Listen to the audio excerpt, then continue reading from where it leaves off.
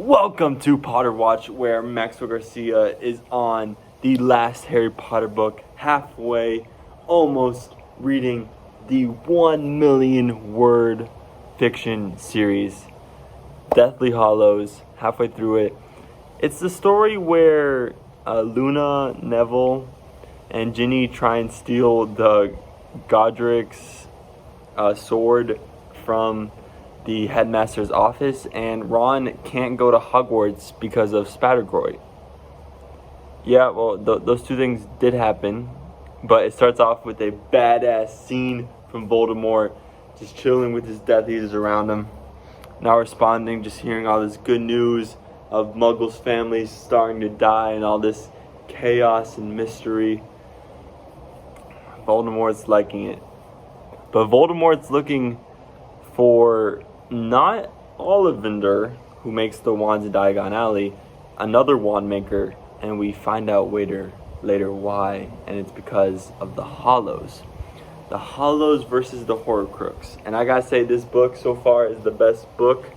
The drama, the action, even though it's just a book, it comes alive. Like, the action inside the ministry, like, oh my gosh, when they all take the polyjuice potion, sneak in, Harry sees people making these pamphlets on saying why mudbloods are a nuisance to society, apparently, even though Hermione is a mudblood and we all adore her.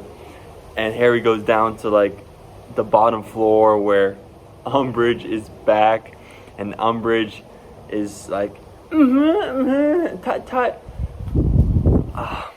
and it's just the corridor is lined with Dementors and people about to get executed, pretty much.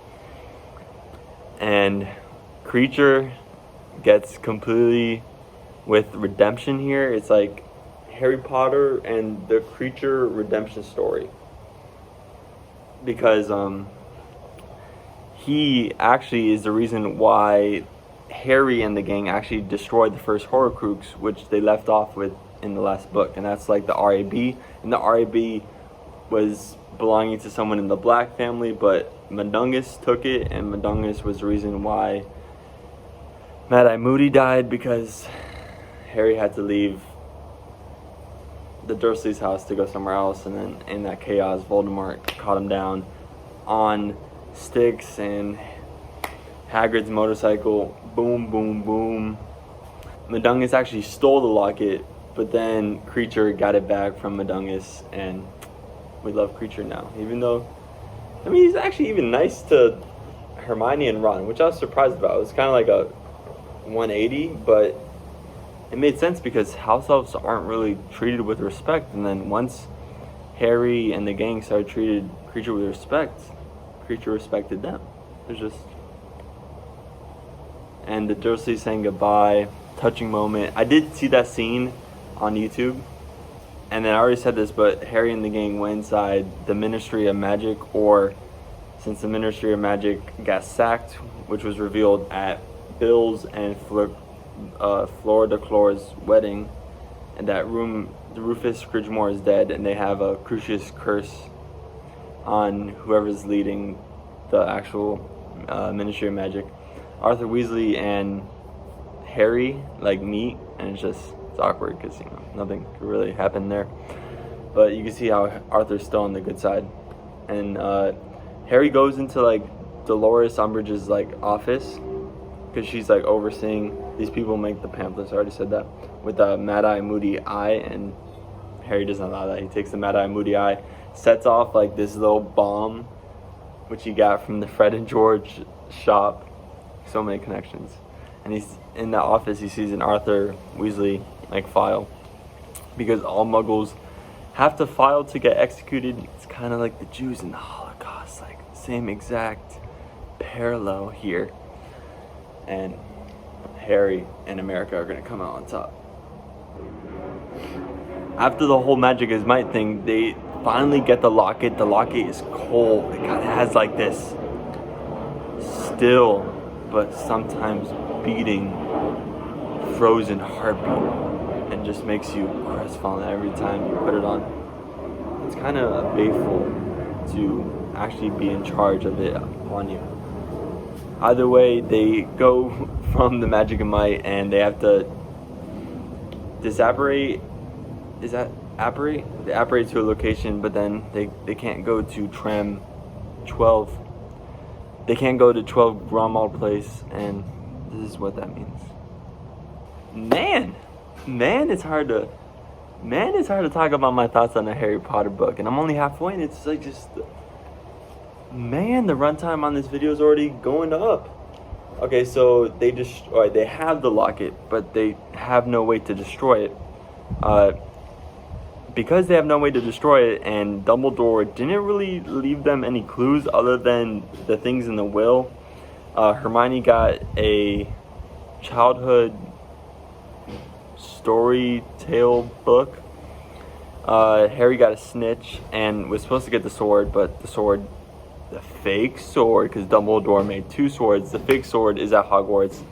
The real sword is at the bottom of the lake. I'll get to that in a second. And Ron got a deluminator. The deluminator is a thing that Dumbledore used in the first part, in the very first minutes of the first movie. So Ron gets frustrated, so he leaves. He actually tried to come back like 30 minutes later, but Harry and Hermione are just moving along, and Harry finally admits it, that it's a platonic relationship between he and Hermione. No love going on. Harry's just like, I have this quest from Dumbledore. I'm sorry, Ginny, I can't be with you. And Hermione and Ron, they bicker. Not really love. Scene from the words in the book. Anyway, one moment, Hermione has all the spells around their little tent, which is the same tent from Goblet of Fire. And then it's just in this trees that there's this Patreon nest, a deer that shows up. Still don't know why that deer is here. Rhyme there. And then they go to this lake, and all of a sudden, Harry has the RAB locket, or the real one from Umbridge. The Horcrux, because we have 4 more. They found one of them, still 3 more, and then so it could be like a fair match between Harry and Voldemort, because they're actually both mortal, not immortal. Anyways, Harry starts to swim, can't go any further because the locket's trying to kill him, and then here comes Ron to the rescue, pulls out Harry, grabs the sword, goes, "Hiya, psych!" A spirit inside of the locket says, "Oh, you're the underdog. People always forget about you. No one truly cares about you. They wanted you gone. They liked it better when you were gone. No one likes you around. No one wants you as a friend." Yeah. But then Ron actually does it with the sword and kills that Horcrux. So we're 3 more. One of them is mostly Nagini, and I have no clue where the other ones are. One has to be at Hogwarts, right? They have to go back to meet the Hogwarts people. Like, what is Professor McGonagall doing? I heard that Hagrid made a support Harry party and almost got arrested, but like, Snape actually is headmaster now. I have no idea if Snape's a good person or a bad person. I don't know the ending to his arc. Lupin did go to the 12 Gromald Place, and Harry was like, "Alright, you better go right now and be a good father to the werewolf child that you're having with Tonks, okay?" And even though he's 17, he's telling an adult that like they're on the same level. And I thought this part was super funny. One time when they're just apparating to different spots in the forest, they hear Dean's father and Dean actually just talk about a story with the extendable ears, and it just kind of makes sure that like the people at Hogwarts are okay. Nothing really important was said there, but the whole gang is stuck. They go to Godric's Hollow. They see the funeral, not the funeral, the tombstones, the graveyard of where Harry's parents died, and they actually see the little place where Harry died, because it's with like dark magic, and I guess they couldn't touch it or they didn't want to. It's like a memorial, because Harry is the undesirable number 1. Imagine if that was a book title. That's actually not a bad book title. Harry Potter and the undesirable number one, Harry Potter and the Potter Watch. Harry Potter, I don't know, just messing around here. They go to Godric's Hollow. They find the author of Hogwarts: A History, and in this whole thing, Rita Skeeter writes the life and lies of Albus Dumbledore. We find out a bunch about Albus, on how he treated her squib sister and how she wasn't really accepted as part of the family, how Dumbledore at the age of 17 didn't actually want to take over the world because he thought he was better because he had wizard powers than any other human. So Dumbledore's exposed in this book a bit. Doesn't matter, he's dead. Mad-Eye Moody's dead. So many people are dead. Cedric Diggory, Rufus Scrimgeour, they're all dead. Sirius Black, Harry's parents. So many people die in the Harry Potter series. It's not like the Avengers at all. The whole gang is stuck, so they're looking for any possible clue. They're just desperate. And Harry remembers seeing that Luna's father, who was at the wedding, had this like triangle that looks like Bill Cipher on his neck. And Harry's like, alright, we gotta go over to his house. And it's revealed earlier in the book that like the Quibbler's on Harry's side, even though the Daily Prophet and a bunch of other news sources are on Voldemort's side, because apparently the Death Eaters are everywhere. And they explain nicely in the book that in like the Magic is Might, obviously people are against like the Death Eater like horde coming in and just taking all their power, but they just don't want to speak up because they don't want to get killed and their family get killed, because you gotta rather be safe than sorry. So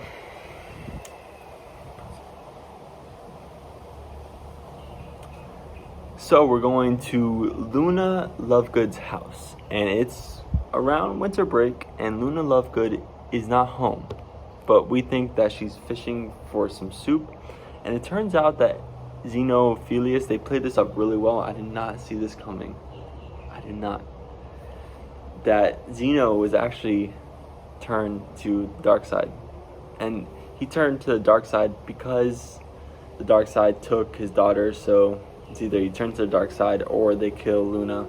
We don't know where Luna is. The book says Azkaban, but how in the world do you know she's in Azkaban? Like, is that just the place where you send the prisoners? Like, automatically, like Azkaban, that's like the only place? There's not like another camp? Man, the Holocaust to the Harry Potter is so similar. It's scary. So actually, inside of the Luna Lovegood house, we see Luna's room, and it has like Neville, Ginny, Harry, Hermione, and Ron all up there on the ceiling, like moving. And it's like they're all connected by like chains that say friends. Very, very touching moment, personal moment, even though Luna so far isn't in this book at all. Yes. One of my favorite characters, Dobby, nowhere to be seen. Either way, I didn't even explain what Hallows. Either way, I'll end it off here. Harry's wand broke. I'll end it off here because I could go on and on about this because I'm so passionate about this wizarding world. Harry broke his wand, his Phoenix wand, and we find out that Voldemort's after, what is it called? The something wand. Okay, so in the book, in Hermione's book, there's that logo, and that logo is the Hallows. It's all explained by Luna's father. And it's based off of a childhood story, kind of like the turtle and the hare, and how you gotta be slow and steady to win the race. Childhood stories like that with good morals, the childhood Disney movies, same type of thing. And the story is like, 3 people at midnight come across death, and Harry Potter's like, death? And then Hermione's like, this is a fictional story. And I thought that was funny. So they come across Death, and Death is like, I could grant you anything in the world. The first one asks for a wand that could win any single duel. The second one asks for a stone that could bring people back from the dead. And the third one is smart and humble and asks for an invisibility cloak. And I'm like, Harry has an invisibility cloak. But the dad kind of hypes up the invisibility cloak to be something more than Harry, but it might really just be one of the 3 hallows, because you've never seen an invisibility cloak outside of Harry's, right? And Dumbledore did use it all the way back when, the night that Harry's parents died. Anyways, Death gives them each of those 3 items. The first 2 brothers die. The last one dies on his own accord. And a part of this childhood story is that if you put all 3 hallows together, all 3 objects, the wand, the Elder Wand, I think that's what it's called, the stone that could bring people back from the dead, and the invisibility cloak, you become like the king of death. And Harry's like, if I become the king of death, in charge of death, does that mean I get to kill Voldemort? Even though I didn't get all the Horcruxes, because I'm stuck. I really don't know where to go. So it's like 3 more Horcruxes or 3 more hallows. Which one? I like this better because in Avengers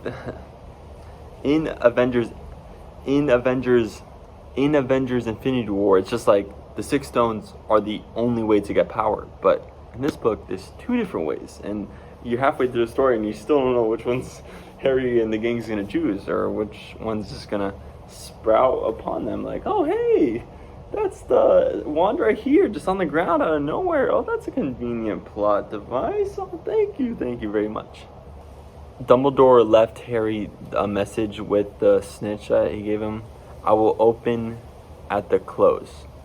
Don't know what that means, but Harry thinks that the snitch is the stone. He already has the invisibility cloak, so now Harry and Voldemort are both looking for the wand. That's where I'm at. And I'll be giving my thoughts from here. The name's Elder Wand, by the way. And I have to mention this because I thought it was pretty cool, and it's kind of like The Mandalorian. There are bounty hunters pretty much in this book because Harry Potter, it captured, there's a reward. So the bounty hunters are just called Snatchers, and Ron encountered them, acted like Stan Stunpike. That's it. Fenrir Greyback, the werewolf, the one that's hungry and thirsty for blood, just ambushed them and made Harry blow up into a strawberry. But this quote means that this quote on the back means they're gonna duel. So how's Harry gonna get out of this one? And Harry is now all of a sudden having visions with Voldemort, and they actually got captured. About to get a Draco sighting. Yay, Luna! And she still talks the same. Oh yes, I expect so. There's an old nail somewhere if we need to break anything. Just a moment. Intermission. Intermission from the book. Here's my stickers. Tesla sticker and the Hyde sticker. That's the musical I'm in right now. Occupy Mars, because man oh man, we got to get there before 2030 if we want a colony by the end of my life. Tua Tagovailoa, the franchise quarterback for the Miami Dolphins, and WandaVision, and this is the way. Dobby, my favorite character, has appeared. He apparated into the cellar. No way. Dobby saves the day. Elf magic. Wormtail's hand just choked him. Hermione was being questioned, so Harry Potter didn't want to leave. Dobby dropped the chandelier. Harry set a triple spell. I didn't even know that was possible. Why doesn't everyone just carry double wands? Look, Dobby.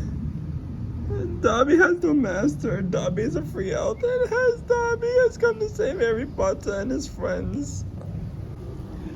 Dobby! No!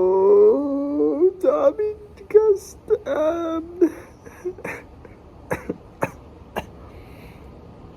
They all apparated to Bill's and Laura's cottage, and Harry's digging up a grave non-magically. Here's my biggest complaint with the Harry Potter books. And I'm going to read this. And this will be the last on Dobby. He forced himself not to break down as he remembered Dumbledore's funeral. The rows and rows of people. Paraphrasing. The achievements. On and on. He felt that Dobby deserved just as grand as a funeral. And yet, here the elf lay between bushes in a roughly dug hole. In the movies, Dobby isn't there from 3 to 6. So you never get to see Dobby do his thing. At all. Here lies Dobby, a free elf. At least they addressed it why Dobby showed up. Still nothing on that darn Patronus deer. Anyways, R.I.P. Dobby. Harry's asking questions to Griphook, who's badly injured. Took in some skill grow to grow his bones and to mend them. He asked, "Can I break into Gringotts? Check Belakst Lestrange's bolts. There might be a Horcrux in there. And the fake sword. And then I'm going to ask Ollivander to confirm what I've been thinking about Voldemort's wand. He asked you why it didn't work when it was the same one. Then he borrowed one. That didn't work. So now he's hunting down the Elder Wand. The Elder Wand is at Hogwarts? We're going back to Hogwarts. Hogwarts. Snape just helped Voldemort go inside the tomb to take the Elder Wand from Dumbledore's senile, dead hands. I'm glad Ron asked if Dumbledore is actually dead, because in Star Wars, people die and just come back alive. Emperor Palpatine, Darth Maul, and others. Sarcasm by Ron. Brilliant. I'll go and get one of our other ancient goblin-made swords, and you could gift wrap it. Griphook has agreed for the heist of the century. Lupin and Tonks' baby is born, and Harry's the godfather. And the one spoiler I have is that Lupin dies. Harry just consumed some alcohol. I mean, he's consumed fire whiskey before. But still, he's 17, right? Yeah, 17. Another day, another bank robbery. There's the dragon that's at Universal Studios. They're inside the vault. Now, what objects are they going to find? Harry and the gang get third-degree burns by the replicating objects, but they get a hold of the Hufflepuff cup stolen by Tom Riddle, and they take off on the dragon. But is it a Horcrux? And you still got 2 more. One of them is probably Nagini. So you have 1 more unknown one. I always thought it was going to be Norbert that was going to be the dragon in Gringotts, because of their connection with the dragon in the first book and movie. I already got spoiled on the dragon and Lupin's death. Well, on the upside, we got the Horcrux. Wait, how do you know you have the Horcrux? You think you have it. Not for sure. And then on the downside, no sword. I still can't believe Dumbledore had the Elder Wand, but didn't tell Harry. I really wonder why. Voldemort has found out about the Gringotts escape. Nagini confirmed Horcrux. And I think the last one is in Hogwarts. So the 7 Horcruxes. One was the diary. One is Voldemort himself. Nagini, the lake, the locket, the cup, and then the last one's at Hogwarts. They learn the information. They disapparate to Hogsmeade, and Death Eaters are there. And so are Dementors. The Hogshead Diner barman sent Dobby, and it was Harry looking at him in the mirror. Was he the one with the Patronus deer? No, because his Patronus is a goat. Dumbledore's brother? A page later, Ron has the same thoughts as I. Someone saying, "Don't patron to us." Brains like that, you could be a Death Eater, son. Haven't I just proved my patroness is a goat? Oh, said Ron. Yeah, well, I'm hungry. Ariana wasn't a squib. She was just scared to use her magic. Kind of like Elsa in Frozen. We're here in school reading Harry Potter. There's the Zoom classroom. And Neville's back. The Caros. Like Umbridge? Sounds like it. That's so evil. We're supposed to practice the gracious curse on people who've earned detentions. The room of requirement, so clutch. Neville literally just thinks of anything. And it happens. And you can't get food from magic. Harry's old girlfriend, Cho Chang, they were never together. Ooh, the jealousy from Ginny, or the spiciness and the confidence. Cho was about to show Harry to the statue, and then Ginny was like, Luna's got it. Interesting, the entrances to the other dorms are different. They're not all have a password. Harry got caught by a Carol. Voldemort's coming. Yes, sir. Harry Potter using the Crucio. I see what Bellatrix meant. You really have to mean it. And that's after a Carol spat at McGonagall's face. Hermione and Ron ran off to the bathroom. Harry doesn't know why. Could they be trying to find the second to last Horcrux? The one inside Hogwarts? The one that's not Nagini? And oh, Voldemort has arrived. Here we go. The Battle of Hogwarts. Hogwarts. Hagrid showed up, and Ron and Hermione went down to the Chamber of Secrets to destroy the last Horcrux. Smart. Whoa. Hermione just kissed Ron in the room of requirement. Because that's where Harry thinks the crown is. Whoa, Malfoy's casting spells to kill Avada Kedavra? Never mind, it was Crabbe. Of course.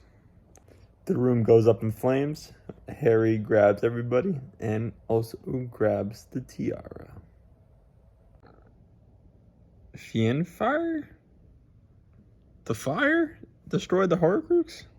Now it's just Nagini and Voldemort. Oh, here we go. Voldemort feels no difference in the wand because he didn't defeat Dumbledore. Boom, 2 pages later, we get that sentence. Nagini is killing Snape. Every drop of magical blood spilled is a loss and a waste. That's like Thanos telling Iron Man, I respected you, Stark. All these Snape memories come at a good time. It's a peaceful time of relaxation from the chaos outside of this pensive. Going from Petunia and Lily, Petunia getting jealous, first time seeing her childhood, all the way in the ending of the final book. Severus going to Hogwarts with Lily, meeting James, Peter, Sirius, the Sorting Hat ceremony, the memory that Harry has already seen, and now to the prophecy with Severus Snape, with Dumbledore, and how Snape was like, I regret my life. I should be dead. Marvolo Gaunt's ring was going to eventually kill Dumbledore anyway. That's why Snape did it. Dumbledore knew he was going to die to Snape or Draco. That makes so much sense why Voldemort hasn't tried to mind control Harry. Harry's just too powerful of a soul for someone who is as shattered as Voldemort. A part of Voldemort's soul is in Harry? There's no way Harry dies. No way. Snape casted the Silver Doe. Harry just met up with Dumbledore in heaven to get Dumbledore's perspective on his own history and his own plan. And he still got the yolks. Look at this yoke. Of course it is happening inside your head, Harry, but why on earth should that mean it is not real? Harry was willing to sacrifice himself. So willing to. Hagrid carrying her. It's touching. Bruh, Voldemort killed himself with a rebounding spell. So Harry just acted dead until the Centaurs, the house elves, finally came out to all support Harry. But then Shield Charm ends Harry and Voldemort, and Harry tells Voldemort that Snape was in love with Lily, and that Snape was on Dumbledore's army all along. Oh, the book ends with Harry Potter wanting a sandwich from Creature. House elves, unite. So Harry, Neville / Nagini, and Harry had all the hollows. Oh, the epilogue doesn't reveal much other than that Neville is a professor at Hogwarts.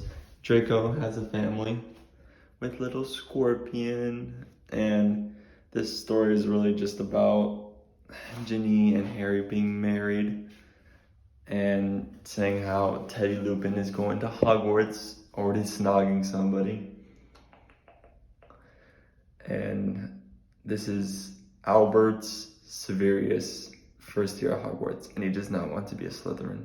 But Harry says, if you choose Gryffindor, the Sorting Hat might listen to you. And that's the end of the story. 10 out of 10. This review on the back, J.K. Rowling has set the standard. It's a high one, and God bless her for it. Super bumpy ride to get to the 7th book. But once you're here, superb storytelling. And this isn't like Avengers Endgame where only 2 characters die, Captain America and Iron Man. A lot of people die, a lot. But Harry, with his friends and trust, goes out and kills Voldemort, even though Voldemort kills himself.